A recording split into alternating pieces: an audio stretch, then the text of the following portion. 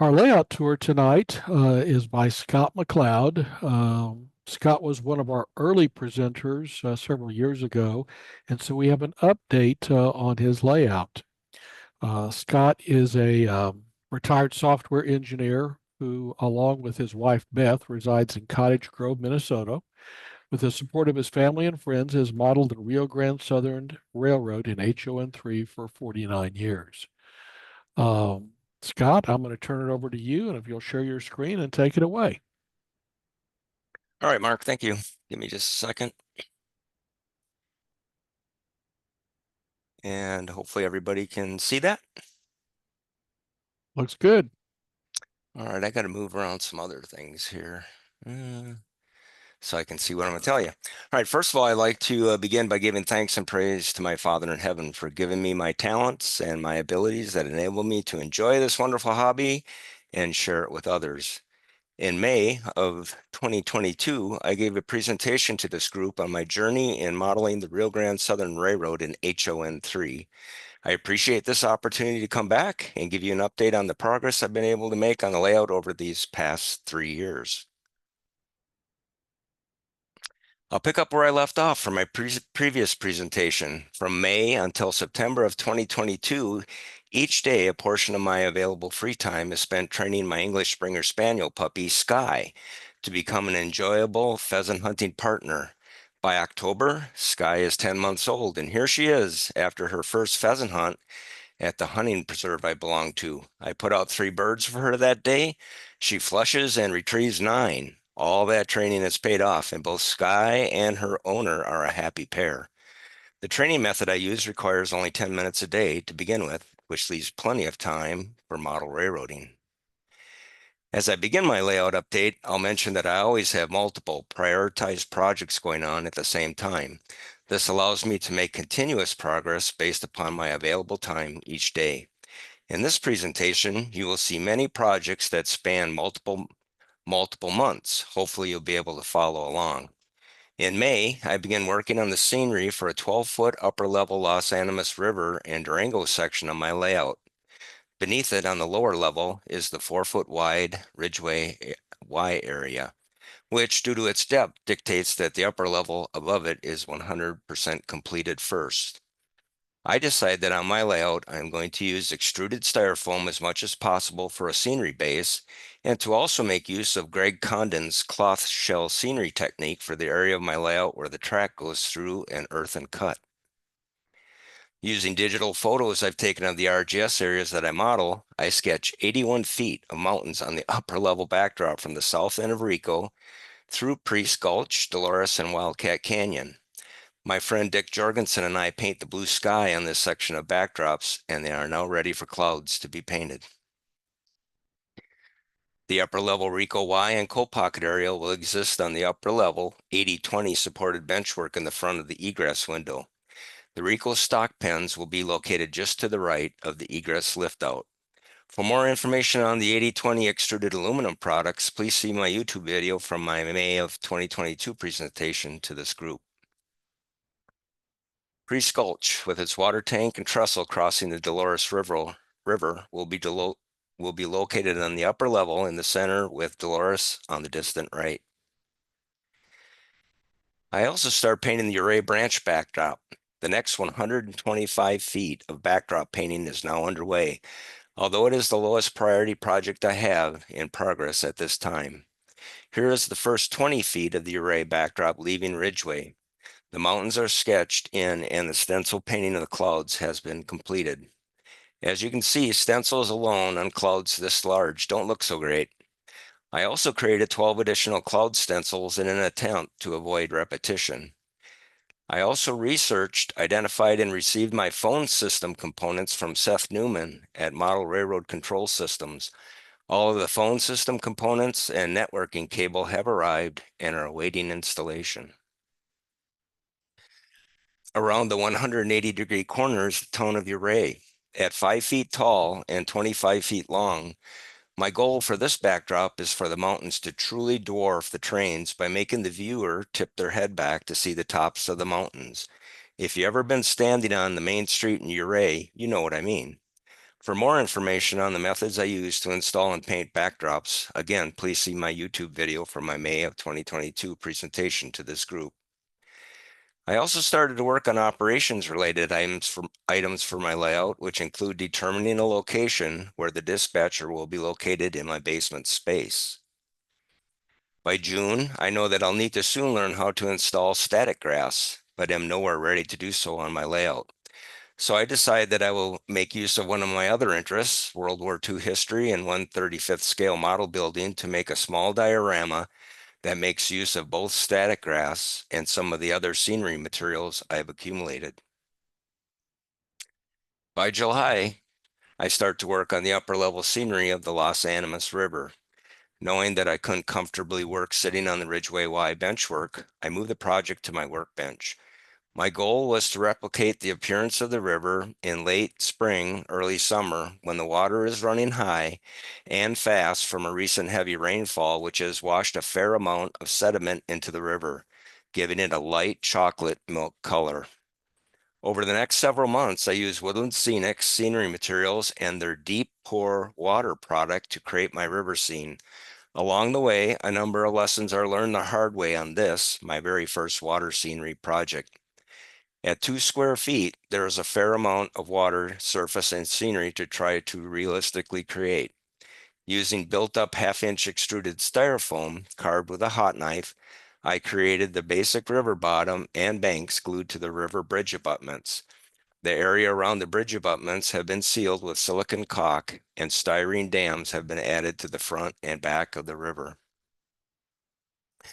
Next, a smooth layer of Woodland Scenic's plaster cloths have been added in order to seal the bottom of the river. I then used Woodland Scenic's water undercoat colors to both seal the plaster and give the impression of some depth to the river.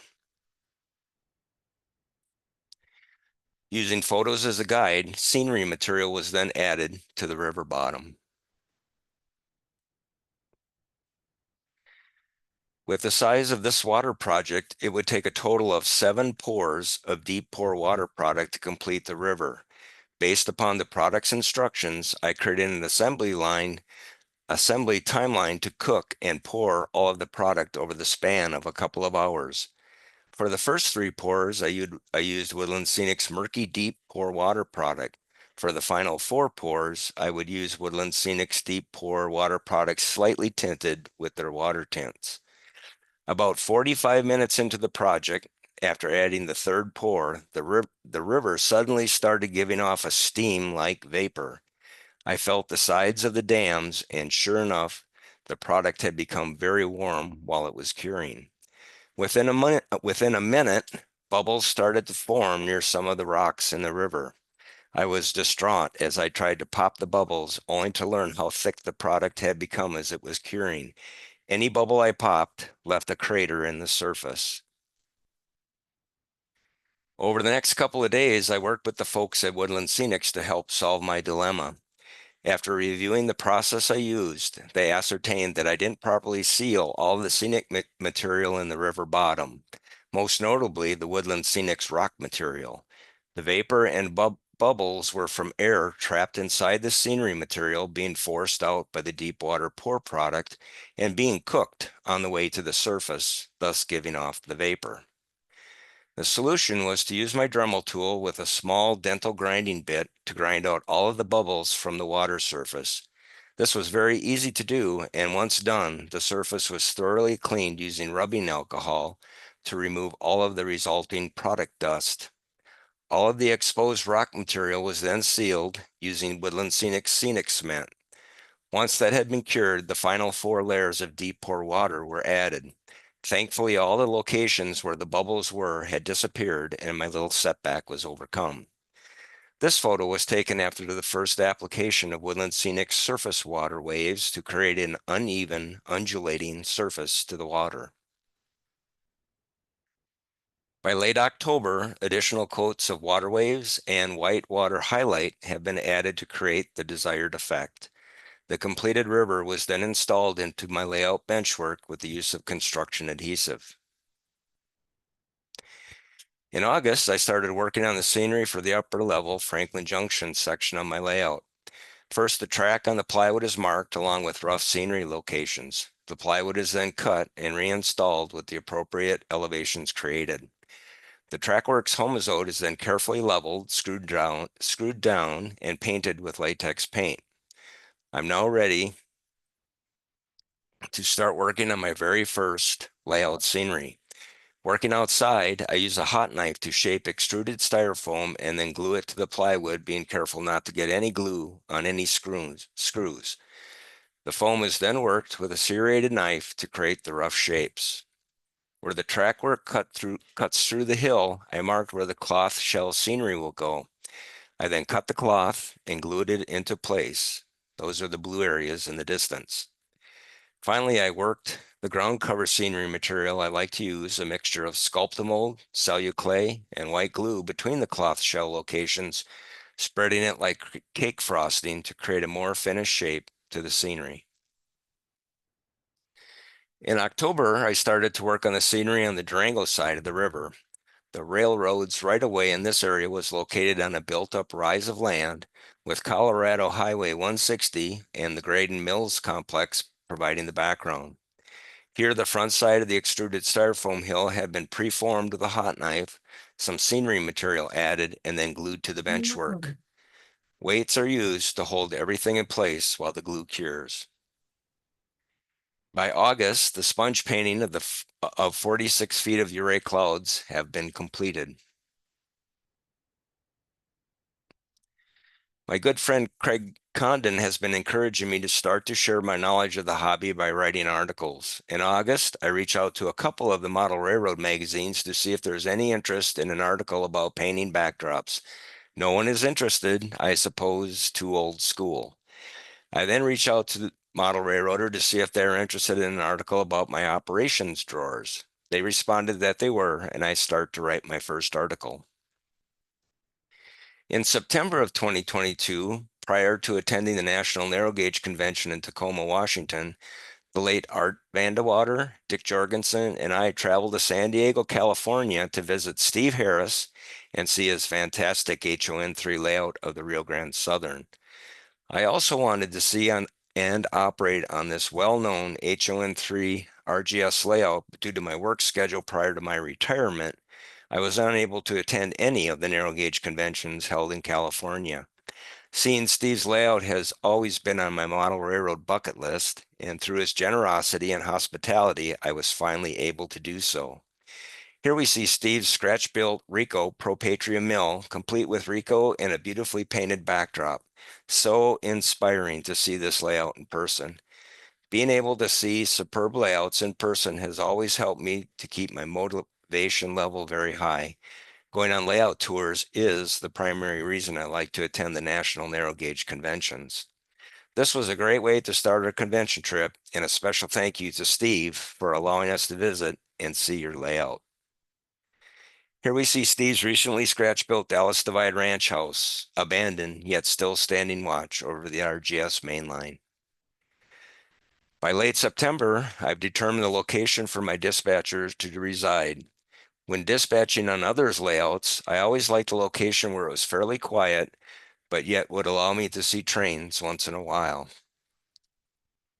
For my layout space, one such location was beneath the basement stairwell. It is walled and tucked out of the way, but yet would eventually be in close proximity not only to the Montrose staging helix, but also near where the RGS trains will enter Durango on the upper level. The only problem was this is where my wife and I shelter when there's a tornado warning, which is a fairly frequent occurrence here in Minnesota during the summer months. This dictated that whatever I built, it would have to be portable. What I designed was a 4-piece removable dispatcher's desk that consisted of a work surface, a back wall, a shelf for paperwork, and my electronics cabinet with sufficient space to house both my GML fast clock system and my new phone system. The desk rests on 2x4 locating keys mounted to each side wall. By October, painting on the array backdrop near the abandoned Wanaka Mill site has progressed a little. and the sketching of the Ouray Mountain looking east over the town has started.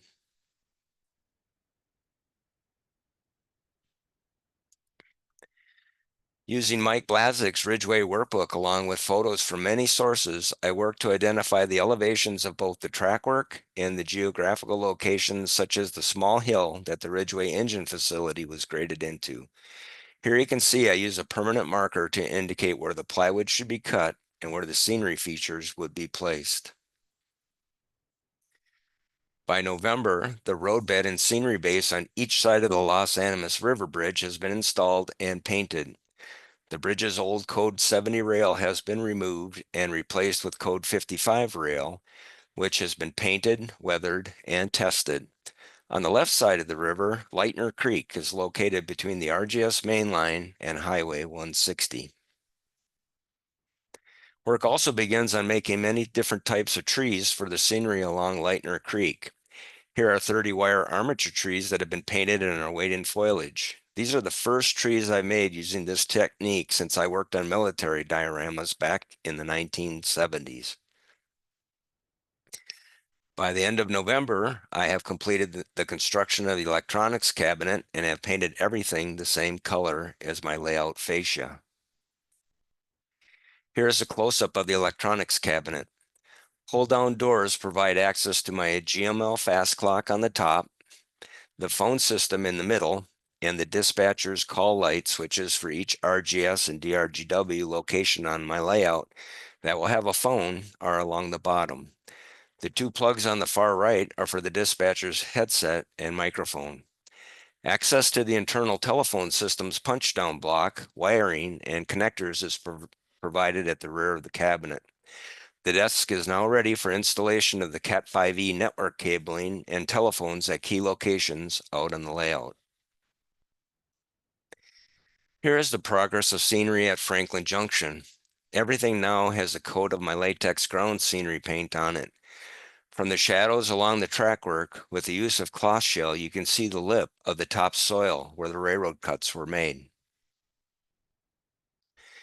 By December, all of the base coat scenery has been painted at Franklin Junction and this end of Durango. I've also started to work on the asphalt Highway 160 using Arizona Rock and Minerals asphalt paving material. Prior to the pandemic, Rapido had come out with their rail crew line of automatic magnetic uncouplers. With their blue between the rail LEDs, I thought they would be perfect to use as a mainline uncoupler on the upper level of my layout and would be first used at Franklin Junction. The height of my upper level on my layout will vary from 60 inches at Durango to as high as 72 inches at Lizard Head, and the ability to see uncoupling will be limited to a side view. With the Rapido's uncoupler's blue LEDs shining up from between the rails and reflecting off the bottom of the KD couplers, lining up cars to uncouple them should be much easier. Someday we'll see. Unfortunately, availability of the Rapido uncouplers was non-existent by the time I was ready to order them. Working on finishing Franklin Junction would have to wait. In December, work on painting the array backdrop has started. Here are friends Daryl Dippin and Richard Webb participating in one of my now restarted work sessions. When we finish work on other projects on the layout and time allows, as my lowest priority project, we paint on the array backdrop. Paint by numbers is now underway, and the top of those mountains are up there. In preparation for working on the benchwork for other parts of my layout, I built 6 more operator drawers similar to this one. In anticipation of participating in the layout tours during the 2026 National Narrow Gauge Convention here in the Twin Cities, I created an additional 12 of my layout passes out of 1/4 inch plywood. I kit bashed an HO scale Central Valley Truss Bridge to use as part of the view block between the Ridgeway Y area and the Montrose staging helix. The bridge has code 55 rail on it. It's now January of 2023, and I've completed the installation of a PVC conduit that runs along the right side from just beneath the dispatcher's desk to the floor and then out to the layout. Its purpose is to keep the dispatcher from entangling their feet in the network cabling coming from the layout.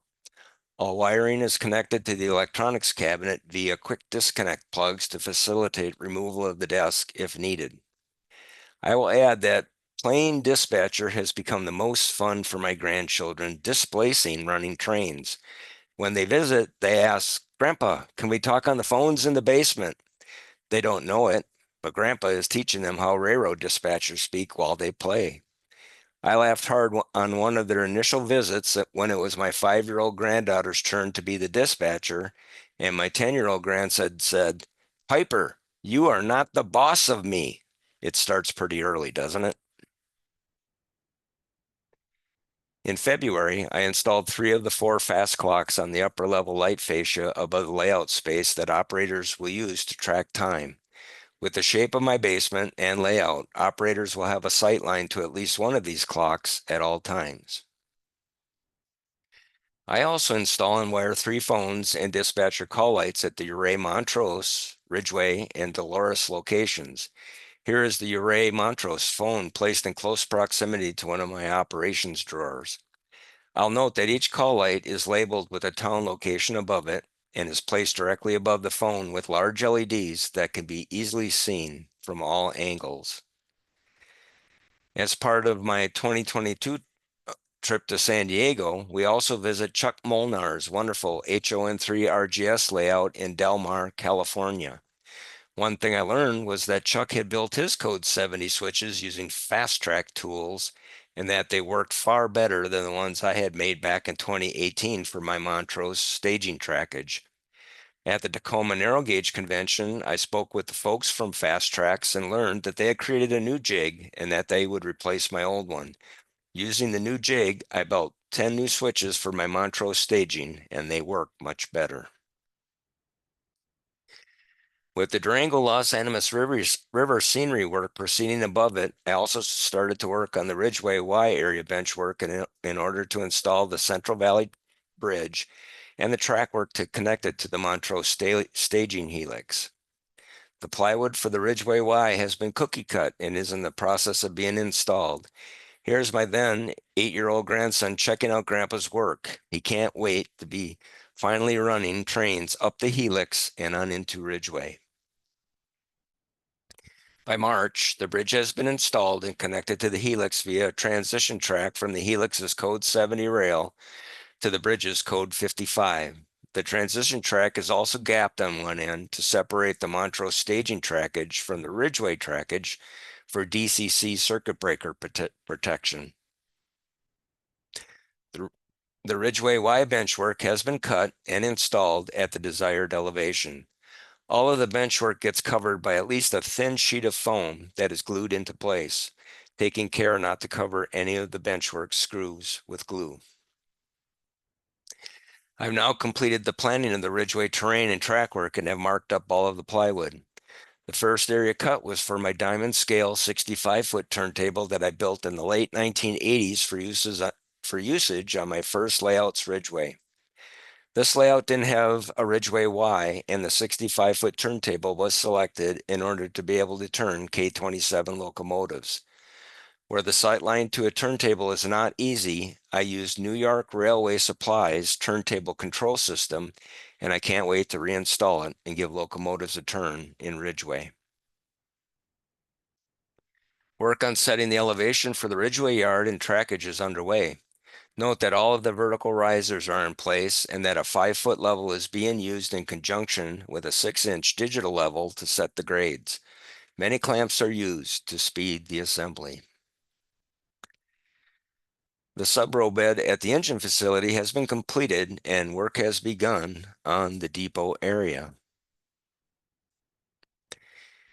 In April, with the track elevations now set in Ridgeway, I start working on giving the Montrose staging helix a top.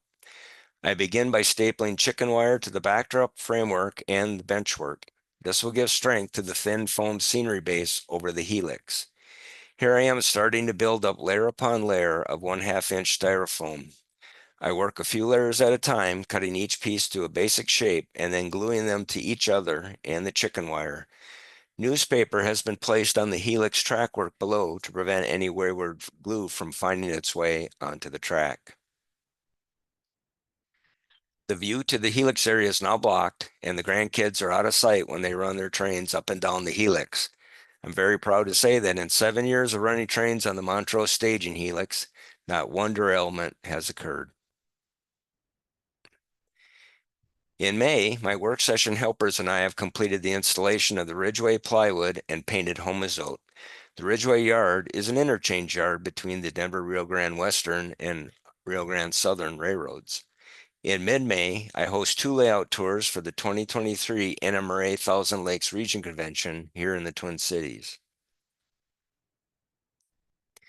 In June, the basic scenery has been completed by applying my scenery goop and painting the Ridgeway Hill above the Montrose staging helix. I used the same latex paint for both backdrops and scenery. The hillside on the left will eventually have large cottonwood trees and bushes placed back by the bridge, further obscuring the view to the helix area. I also work on creating trees and bushes for usage at the Los Animus River area of my layout. Hundreds of super trees and bushes are created, and I also complete the 30-wire armature trees that I started a while ago. I build enough trees and bushes to use in other areas of my layout in the future. During June and July, I turn my attention to completing the Los Animus River section of my layout. I install, wire, and thoroughly test the microengineering code 55 track on both sides of the river. A second Easy DCC booster is also installed for usage here. This booster will eventually provide power for a large portion of the upper level of my layout. Once satisfied with the track's performance, I begin to work on the scenery. The painting of rail and ties with Vallejo paints and installing scenery commences. Ground cover, static grass, and scenery details are all added. This is my first attempt at scenery on any of the layouts I've built over my lifetime. It's taken a while to get to this point, but I'm learning as I go, and I'm having a lot of fun doing it. On the RGS side of the river, the ground cover and scenery details are completed. I'm ready to install some of those trees and bushes I've made along Lightner Creek. By mid-July, I've now completed the scenery on both sides of the river, and to celebrate, I run the first RGS revenue train out of Durango. Here we see RGS number 41 bringing the first train of the day out of Durango, having crossed over the Los Animas River Bridge. Empty coal gondolas are placed ahead of the locomotive on its way to Franklin Junction to switch out the Boston coal mine. The head end brakeman is keeping an eye on the track ahead. With the completion of this 8-foot section of my layout, I can now say that I have a very small portion of my layout 100% completed. In August, I traveled to Nevada City, California to visit Jeff Reynolds and his fantastic HOn3 RGS Mirrors Madness layout. Here, 450 water bag is heading over the Bilk Trestle on its way between Placerville and Vance Junction. Jeff's PFM sound system is reverberating throughout the layout space, and he sure enjoys playing it to give it an audible impression of a locomotive pounding the rails as it goes by. Here we are leaving Ames Tank after taking on water. Goose number 7 arriving at the Lizard Head section house. Jeff graciously hosted me over several days as I finally get to meet him in person and learn firsthand about both him and his modeling the RGS over his lifetime. It's an experience to meet such a distinguished person and modeler and learn from him and his experiences. I have a great time relaxing and shooting video while Jeff operates his layout. This was a cherished trip that I will never forget. Thank you, Jeff and Gene, for your hospitality. In September, I traveled with friends to attend the 2023 National Narrow Gauge Convention in Denver. We had a great time. At the convention's closing business meeting, the 2026 Twin Cities Convention Committee gave an update on our upcoming convention. At the time, it seemed a long ways off. In early October, friend Tom Casper visits over a couple of days, and I convince him to try his hand at backdrop painting. Here he is adding the second work to part of the array backdrop. This is serious work. Thanks, Tom. And here I am, hard at work painting in the dark shadows on the array mountainside. Once again, you can see why I build Benchwork the way that I do. In preparation for working on the array track work, in November, I start to build 4 portable beneath the layout display cases that will eventually hold all of my railroad memorabilia beneath the Pandora Benchwork. By the end of the month, the case's exteriors are completed and are painted white on the inside and my layout fascia color on the front-facing surfaces. And I moved all of my railroad memorabilia off the array benchwork and into the partially completed display cases. In December, my first article is published by the Model Railroader magazine. I've taken a small step forward in promoting my layout through a worldwide publication. Thanks for the push, Greg Condon. In early December, I build and paint 3 small wooden boxes to use in the bottom of each display case to elevate and allow the contents to be easily seen. In December, after having difficulty working with my dominant right hand over the past several months, I have carpal tunnel surgery. During my recovery, I am eventually able to work on the computer and use my time to write and submit the first draft of an article on building the portable display cases to Kalmbach, create my first clinic presentation, which will be given at the NMRA 2024 Thousand Lakes Regional Convention, and create the beginnings of this presentation. By early February, I'm able to start working again on the array backdrop. Note the use of my laptop to display photos to paint from. By the end of January 2024, with the installation of both the tempered glass sliding doors and 5000K LED lights, I've completed 3 of the 4 display cases, and all of my railroad memorabilia has now been moved off the layout's benchwork. In February, I began to work on preparing Ridgeway for track. At the engine facility, the Roundhouse location has been determined. Since I plan to do a complete interior on the Roundhouse, it is placed somewhat close to the edge of the layout to facilitate easy viewing by visitors. All of the locations for the beneath the track KD number 308 on couplers are determined, and the Homazote roadbed is cut to allow for their installation. Here's my friend Richard Webb is in the process of determining the exact location for each fast track switch in the North Ridgeway yard. And here my friend Ray Knight is performing a tedious task, drilling spike holes in microengineering code 55 FlexTrack to speed up installation. In March, I build up styrene boxes for 13 static uncouplers and 8 movable sled uncouplers and begin to install them in my Ridgeway yard. These sealed boxes keep scenery material out. I also build 16 code 55 fast track switches for the Ridgeway Y and yard areas. This is a close-up of one of my uncoupler sleds ready to have its top cover glued to the box. In April, I built another 12 code 55 fast track switches for the Ridgeway engine facility. In April, my friend Dick Jorgensen and I work on painting the backdrop for the array branch's abandoned Wanaka Mills site.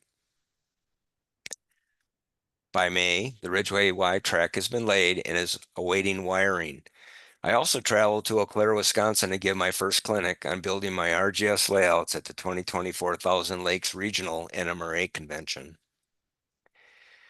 Laying track in the north end of the Ridgeway yard has also begun. Laying out the switch locations in the Ridgeway engine facility. I installed tempered glass shelves in the 4th display case, and all 4 are now completed. I now have a nice place to show my RGS and Denver Rio Grande Western Railroad memorabilia.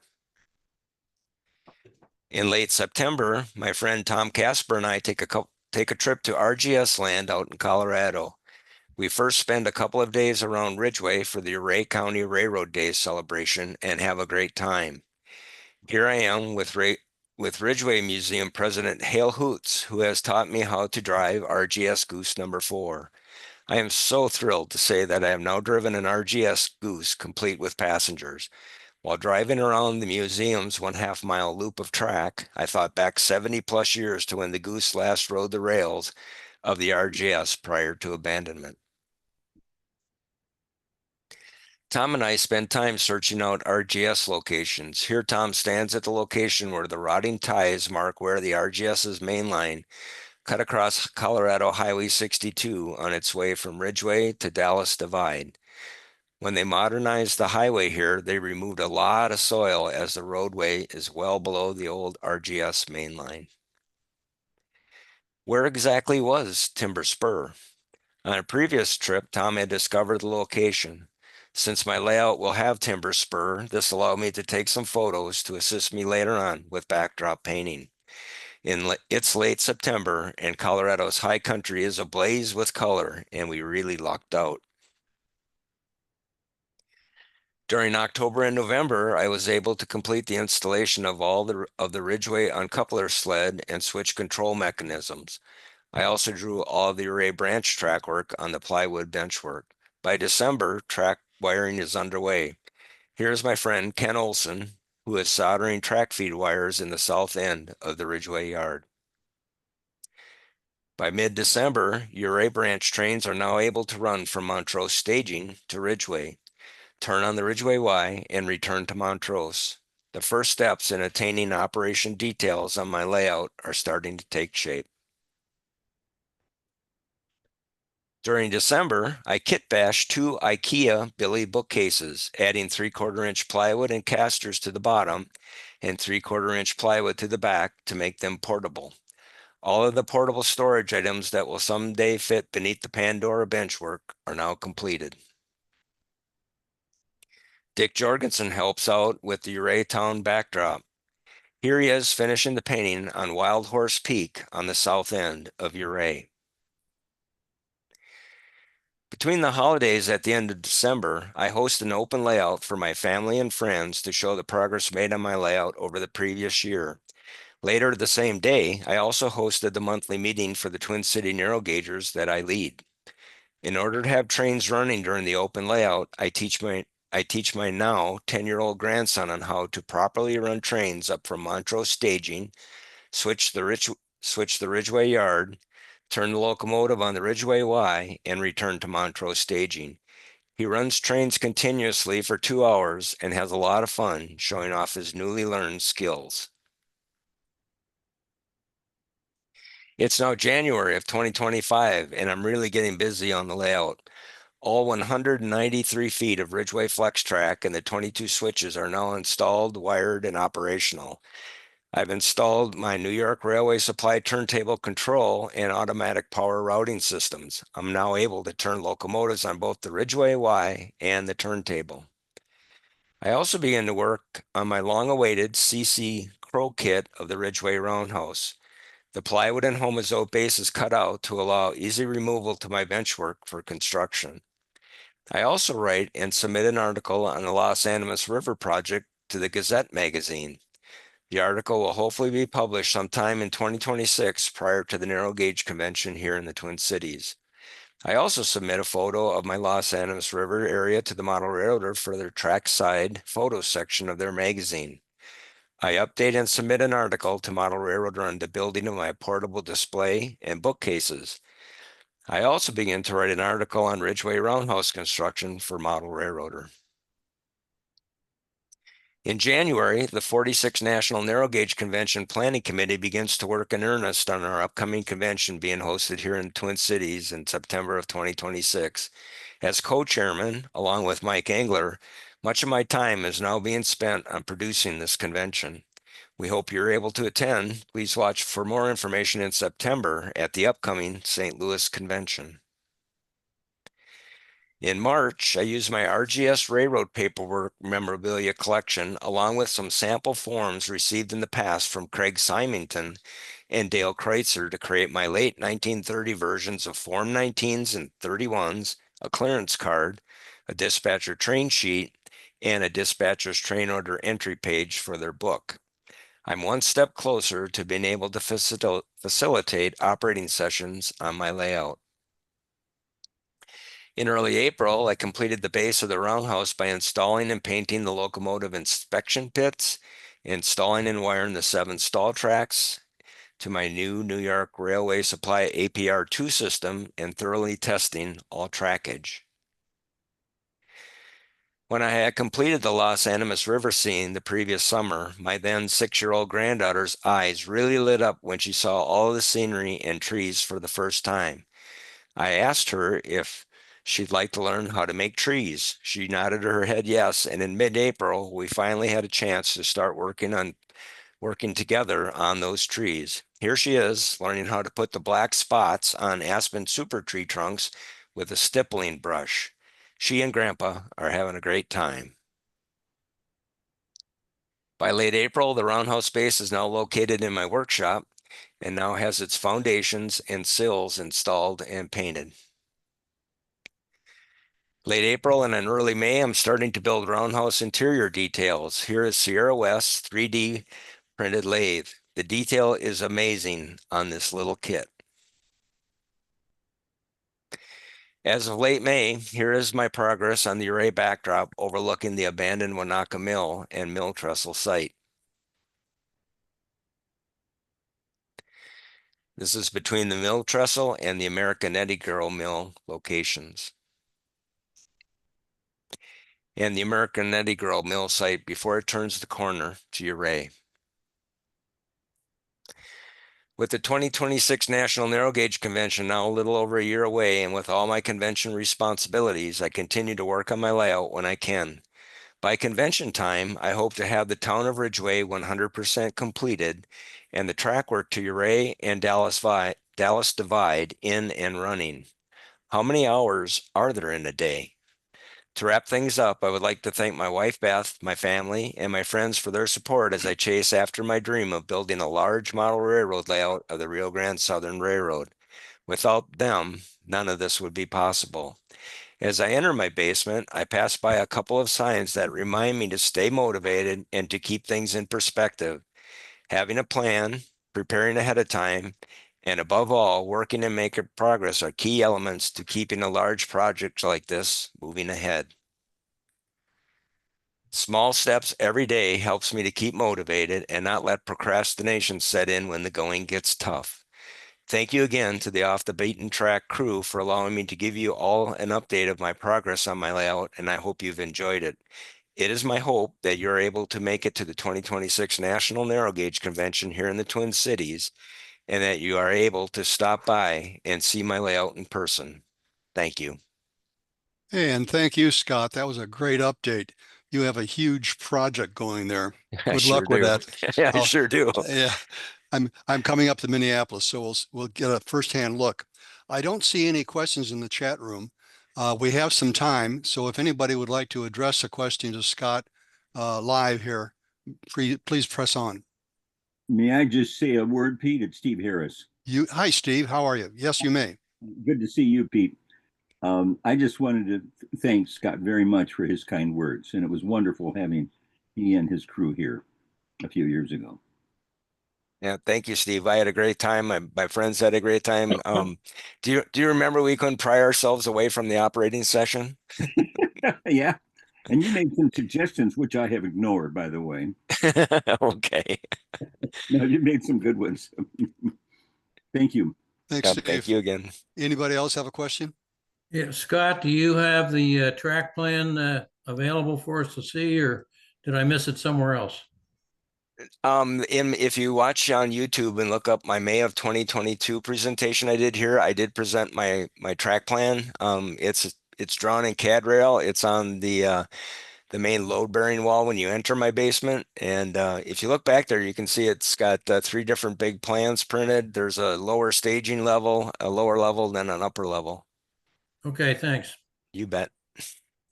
And Scott, what is the approximate overall dimensions of the room you're in? So the room is irregularly shaped. It's very long and has very degree of width. So it's 97 feet long and its widest point is 36 feet. Wow. Oh. Wow. Are there any other questions out there? How many hours a week are you doing this now? Well, right now with the convention work I'm doing, so just so you know, I'm a co-chairman. I'm assisting in building our website, and I'm in our what's called HOVA, our event management software. I'm the main administrator for that. So right now I'm very busy, and I'll say maybe every week I'm probably getting realistically maybe 6 hours a weekend, which is hardly anything. But when things are more normal, I spend probably on average 4 to 6 hours a day working on it. And I work every day. I kind of look at, what's upcoming for the day, how much available time do I have? And between all these projects I have going on the layout, I'll pick the one that fits. If I got a half hour, I'll work here. If I got 2 hours, I'll work there, and etc. But I joke with my friends, I hope to live to be 400 to complete this layout. But Chuck I have, Proud, go ahead. Go ahead. I'm sorry. I was just going to say that, the main thing for me is I have fun every day. I enjoy the hobby. You can see I have some friends helping me with the work sessions, and that's what's important to me. Have fun doing this and make progress. And, I'm not in charge of how long I live. So we just keep working on it every day. Yeah. Chuck Proudfoot writes in the chat room, a great update. Mark Lewis says, Scott, a fabulous presentation. And Thank you. Rick Jorgensen says, what is the name of your YouTube channel? I don't have a YouTube channel yet. After the convention, when I get more time back in my life, I'm going to start one because, until you have conventions and stuff, sharing, or you can do something like this, sharing's hard to do. So I've seen others do the YouTube channels. It looks like a great way to share, and I plan on doing that, but not till after the convention. There's just not enough of me to go around. I'll give you a warning, Scott. I think managing and running and building content for a YouTube channel will take more time than running a convention.